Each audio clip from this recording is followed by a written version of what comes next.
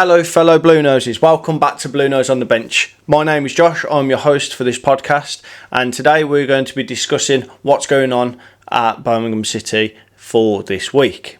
Now, as we start, obviously we played against Hull City in the FA Cup replay, and we happened to beat them 2-1 at home. It was a very interesting game. It was very good. Koji Miyoshi with the late winner. Again, Birmingham City with the late either winner or equaliser. It's quite good. But without Rooney in charge, which is now 3 games on the bounce, we have been unbeaten. So you can say what you want about the whole thing about Wayne Rooney still, if you're still talking about it or if you're not. However, stats don't lie. So yeah, that's all I'm going to say. But yeah, very interested, very proud with what's going on at the club at the minute. There is quite a bit of a change up in the squad, a bit of a better attitude in all aspects, to be perfectly honest. I was quite impressed with how we managed to stay in the FA Cup and how we settled on it. It'll be interesting to see how we got on when we go to Leicester now, and see if we can beat them on their home turf. But I think it's at their home turf, I believe. But yeah, it'll be pretty good. I know it has been lined up for the 27th, which is meant to be the same day and the same time as the Middlesbrough game. So I don't know which one's been changed in the process, but we will find out. Moving on, I've heard a few things about Jordan James possibly still going to Atlanta, other things about him not going to Atlanta. I don't know what's going on at the minute. I'm hoping he don't go, but it would be amazing if that is the true nature of what's going on and he's staying at Birmingham City, because as I've said in the last episode with Reese, we seem to be building these good potential players up from our youth academy, and then we're just letting them go for a bit of money, and we're not actually got a stable squad in place. So we do need to get a stable squad for obviously building our future within football, as well as making it into a profitable business, which is what obviously the board are trying to do. Moving on to the next little bit, from what I've heard, apparently James Bacuna has sent his terms to Tony Mowbray about basically what he wants from the club, otherwise he's thinking of leaving. Obviously it's fair that every player gets to say how they feel and how they want, and to be honest, I think given the fact that he's come up and said this now, is perfect time for Tony Mowbray to say what he expects out of him as well, if he does give him what he wants. And hopefully we see a different Bacuna as well, more confidence, because it seems to be that when he's confident, he can do quite a lot with the ball. But there is times, as of late, where I do feel like he can get a bit silly and pick up, obviously, the odd card here and there and the silly little challenges that we give away. But yeah, hopefully we see a different side to that, and hopefully we still keep Bacuna as well as Jordan James. Yeah, I'm going to move on. I have a video here for the pre-match press conference between Tony Mowbray and the press for the Stoke City game. I don't know if I just said that about Stoke City, but yes, it's the press conference, pre-match press conference for the Stoke City, Birmingham City lineup. So yeah, we're going to give this a watch. We're going to see what it's all about, and yeah, let's see if it's any good.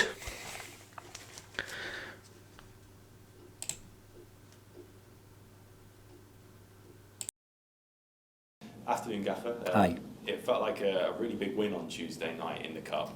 What does that do for the confidence of a squad who hadn't won in a while? Well, I think they get the confidence from being really competitive in the games. I think both games have been really competitive. I think it's nice to win football matches, of course it is, but you have to try and build on that. You have to try and keep winning if you can, stay unbeaten, give them belief and confidence they can go anywhere and get a result. Yeah, I think I can tell that the group, they're laughing and they're smiling and they're enjoying training and they're working really hard in training, and then come match days we have to get the organisation right, we have to pick the right team if we can, and give ourselves the very best chance. And yet, you know, we go into Stoke, we're on a really decent run. I don't think Steve Schumacher's lost a game yet, 5 games in. So they're obviously buying into what he's asked them to do. We'll go there and try and, you know, you're going to lose a game in the Championship at some stage. Let's hope it's their turn to lose, and we can find a really positive performance. You mentioned after the game on Tuesday we had more possession, more shots on target. Is that what you want to see from your side going forward on a more consistent basis? I think that has to be the aim for the football club moving forward. I think that I've always tried to build a mentality in a group that they expect to win every game. They expect to win, and you don't win every game, but you expect to. You look at the opposition and you think you can go there and give them lots of problems. And the teams invariably who win are probably the ones who have the most shots, the most touches in the opposition box, the most possession. And yet there are other ways to play football. You can play transition football, as this club found for quite a while. You're not really bothered about having the ball, but you know that if they lose it in a bad position and you commit enough men forward on a break, you can score. So there's lots of ways to play. I think moving forward, my aim would be to try and make sure that when fans come and watch us, we generally have the ball, we're trying to break them down. We have to guard always against the transition of the loss of the ball and the counter-attacks. But yeah, I would like to be able to play with the ball. Whether we can achieve that, let's wait and see of the quality of the footballers that we add to the squad and the growth rate of the team that we've currently got and how quickly they learn to when to keep it, when to play forward, when to put the ball at risk and when not to put the ball at risk. And so yeah, I'm looking forward to the journey. As every job is a journey with different people and different players. It's exciting at the moment, you know. They've shown me that they can work really hard. So however you want to play, if you don't work hard, you're not going to win many football matches. And this group, for the first two games, have shown me, you know, great work ethic. I cannot fault what he said there. I agree with both of the things that he said with the first two questions. Obviously, you know, you've got to have the ball to win games, especially if you're playing possession play, or whether you are just trying to thrive on getting the counter off of them messing up. But either way, the players are looking like they're a bit stronger than what they have been previously. So I can't fault the guy. And to be fair, he's unbeaten at the minute in his two games. And I know it's early days yet, and we've still got more to do. But I have a bit more faith in this man than what I have our previous manager. And then the Stoke game will be your third game in 7 days. It could be a tiring one for the lads, but does it also allow you to try different things and to see all of your players in action? That was what I did on the midweek game, really. I wanted to see everybody. I know we don't want to get knocked out of the FA Cup, but very early on, I think it was right to want to see all the players, what they bring, and so I did make, you know, quite a few changes. But the lads who hadn't been playing on a regular basis, of course, probably haven't got the fitness to do what we would like them to do over 90 minutes, and so that was why there was a pretty, you know, mass substitution on the hour just about, and because I felt as if they were really tiring. And as I looked at the data today, there was a big drop off around that point, which shot right back up when the substitutions came back on. So yeah, I've given them the chance to watch all the players in a game situation. And yeah, I've got some choices to make for this weekend, and let's see how the team looks and see whether we can go to Stoke and try and get a win. In terms of injuries?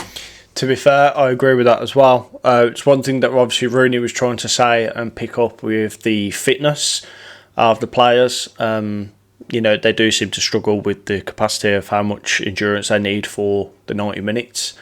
They're not used to it. But looking at this now with where we are, I know obviously the lads have had 3 games in the last 7, and to be fair, with the FA Cup, it's going to be hard on them. It is, but it's a test to put them under the pressure and to say, right, this is where, you know, we want to be. This is the high pressure, the high demand that we expect of you. You know, there's going to be games that obviously get rescheduled, games that end up coming closer or further away. Like, you know, you could be playing a championship game this day, and then the following few days later you could be playing an FA Cup, and then again you could be playing that again. That's a standard I would expect to see, and hopefully I'd expect Mowbray to be putting in place with the boys and saying, listen, you're going to need to get your fitness up. I know Rooney was trying to do it, but like I say, he went the complete wrong way about everything. Mowbray's got that experience with Championship. Obviously, he's done it with Baggies. He's done it, he's done well with Sunderland as well. And to be fair, I think he'll do great with us. And if the players are still on board and they're still doing what they're doing, we could go a long way from this. As well, any updates on the likes of Ethan Laird? Juki missed the last game, and you said Ivu was out with an illness. How are they sort of doing? Duke's going to be a couple of weeks, I'm pretty sure. Ethan's at the training ground today with the ball, kicking the ball, not with the group, with the physio department. Just sort of looks to me as if he's finishing off his rehab and trying to get up to speed to join in with the training next week. I also did that, and he actually joined in a little bit as well early on. So he's a lot closer. His was an illness, not an injury. So the illness is obviously gone, and we're just easing him back into training. Neil Etheridge, he actually did some light work with the goalies today on the grass as well. So his injury, obviously, it was a calf problem. I think it wasn't as bad as it might have been. So he was back on the grass with his gloves on.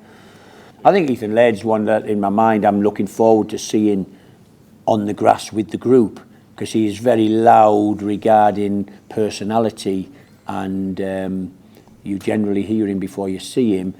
I'm looking forward to see what he brings to the football team, hopefully doing his job with a lot of confidence and belief. But let's wait and see. It's obviously good to have more of your senior players available for you and giving your options. So hopefully next week, I know the one we didn't mention, Big Roberts, he's doing the same. He was on the grass today, kicking the ball, running, dribbling, all the stuff that he's going to need to do in training next week. But I think those lads will all generally be Laird, Roberts will be next week. The other two should make the squad this week. And we've also had the likes of Tyler Roberts and Keshi Anderson back after pretty lengthy injuries themselves. Will that make for some healthy competition for those forward players? Yeah. I said that to him the other night. I had to lean on the coaching department really to, I'm not sure how long Keshi's been out for, and Tyler. How long are we going to give them? Are we going to start them? Are we going to put them on for half an hour? I'm leaning on them really to keep me up to the info of what I think, because again, they show good things in training. But if you can't play 90 minutes, I'd rather stick them on the bench if they're on their way back from injury, rather than starting them. But let's hope we get to the point where every player's fit. It's unlikely, of course, because generally you get a few back, and then all of a sudden you get a few different ones getting injuries. But it's good that we're just about there. I think next week, I think both Roberts and Laird will be on the grass joining with the team again. So it's looking like all the injuries are finishing up now. Like you just said, though, you can always pick up some more with a fresh batch of lads. So let's hope that's not the case. Let's hope we can have a full squad for the rest of the season. Let's see if we can actually finish the season strong with all of our boys back in. But yeah, again, it's interesting to see what Laird's going to be like when he comes on the pitch. And to be fair, first time view, I've seen Laird on the pitch, and to be fair, he's fast. So yeah, I think it'll be one benefit he'll be interested with. Again, with Roberts. Neil Etheridge, I'm not a big lover of anyway. I am going to throw it out there. In my opinion, gives too many goals away. I know Ruddy, as of late, isn't really doing his best, but I've got a bit more faith in Ruddy to keep more of a clean sheet than I do Neil Etheridge. Maybe if he got more game time, more experience in, there's a possibility, but my personal opinion, I'd rather keep Ruddy in for the experience. Looking at Stoke, you mentioned earlier that Stephen Schumacher has been very difficult to beat during his time at Stoke so far. What are you expecting to see from a side run by him? A team that's very difficult to beat. Listen, he did amazing things at Plymouth. And I think Stoke are always, it's always hard to go to Stoke. It always seems to be blowing a gale. It's, the corners are open a little bit there, aren't there? And it's a tough place to go. But I've been there over recent years and managed to win games. And so, we are looking forward to it. I think I'm looking forward to the challenge to see what an away fixture brings for this group of players and see how much better we can be this Saturday from last Saturday with the ball at times, and expect the same work ethic that we showed and give and keep going. If we need another late goal, hopefully that comes. But yeah, it's just the next game for us, and it's the next challenge, and for Stephen Schumacher and his team, it's the next game for them. And I think we'll go there and hopefully give them some problems. And yet I'm sure they're sitting today thinking that they've got a game that is very winnable for them. If they look at our record away from home, they'll see if they just have to, for them, I don't know what Stephen's going to say, but working hard and being organised, and Birmingham haven't won many games away from home this year, and it might be enough for them, but we have to make sure we buck the trend of the away games, and starting tomorrow, see if we can get some positive results. Just on a personal note, you've only been here for just under 2 weeks now, but it feels like you've already very settled into this manager role. 2 weeks, right? Yeah. I've been doing it 20 years. I think I've been into a few. You probably know better than me how many clubs I've managed now. It's never easy going into a new club. All I do, I don't try and be false. I just bring what I am really and who I am, and you either take to it or you don't take to it. What I do know is we have to win games. We have to try and find a way. Otherwise, the questioning on press conference days becomes much more difficult. And if you like the guy you're interviewing, it's difficult to ask him difficult questions. And maybe you've been there over the years. I'm sure you have. Some of you, it's a tough job, but listen, it's what I do. I understand we have to find a way to win games for this club. We have to make sure we can consolidate this season, and it would be great to win the next 3 or 4 games on the bounce, and then all of a sudden you might be saying, do you think if you have a really good run you can make the playoffs? Or we lose the next 2 or 3 and we literally are looking over our shoulder and thinking, God, we have to find a way to win games to make sure we don't get sucked right into the bottom 3. But that's what we do. That's the challenge of the game. That's why you've got to encourage the players. You've got to like them enough to make them believe that you genuinely believe they're going to win games. And I'd have to say, after a week and a bit, I think we've got more than enough to be ultra competitive. And knowing the league, it's not always the best team that wins every game. It's not always the lesser team that gets beat every game. We have to make sure we're competitive every time we put a foot on the pitch for this football club, and we might win some we don't deserve it, and we might lose some where we totally dominate and get beat from a set play or a dodgy penalty. It's what football is. And just finally from me, it'll be a sold out away end as well at the Bet365 on Saturday. How much are you looking forward to experiencing that Blues support away from home for the first time? Well, I just hope that we can give them a performance, a team performance that they're happy with. It's never easy walking back at Stoke from the dugouts in the middle of the pitch towards your away fans. If you've been beaten comfortably, they're not happy. And we fully understand that. But in my mind, you go there and give the best version of yourself and work really, really hard, right to the death. And as I always say to teams, as long as you can sit there after the game and know you've given everything, then I can't ask any more of you, really. And because sometimes you are the better team and sometimes you don't win the game. It's football, you have to accept it. Some supporters think you're rubbish if you lose and think you're great if you win, and that's sometimes not the case. So I hope we can find a good performance for the fans who make the trip, and hopefully they can enjoy the day and celebrate at the end. Thank you very much. Cheers, thank you.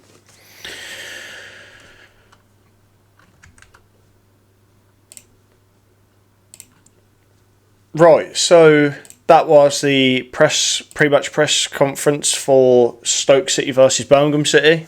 Obviously, we're going to be playing Stoke or at Stoke on Saturday. Let's hope we can back the win. Let's hope we can get these 3 points behind us. start winning some more away games, and see if we can make the playoffs. Because you imagine if we actually do it, that would be an incredible turnaround to a season. What a story it would be for us Birmingham City supporters. I mean, we've done something incredible before, and you know what, we can do it again. So I've got the belief, I've got the backing. Obviously, we'll see what happens on Saturday. But yeah, let me know what you think about Jordan James, whether you think he's going to go or not, what you think about Bacuna, whether you think he's going to actually want to get transferred, or whether you think Mowbray's going to listen. And let me know what your score predictions are going to be. I reckon, hopefully, maybe 2-1 to Blues. Hopefully. I know Stoke away, it's going to be a hard game, but I'm hoping to get that winning. I think Mowbray's going to make sure that these boys go down with a fight. So yeah, I'm going to hope for a 2-1 win, and if not, maybe repay the respects back and give them a 3-1 loss at their home game like they did to us, the Scallies. I'm only joking, but yeah, let's hope for a win. But yeah, make sure you hit that. But yeah, let me know what you think in the comments. If you've liked this podcast episode, make sure you leave a big thumbs up. If you want to join us on Bluenoses on the Bench and stay around for some more, hit that subscribe button down below, and make sure you hit that notification bell to stay up to date for the next episode of the podcast. But yeah, I've been your Bluenoses on the Bench. This has been Josh. Have a good day. Enjoy the game on Saturday, and keep right on. See you later.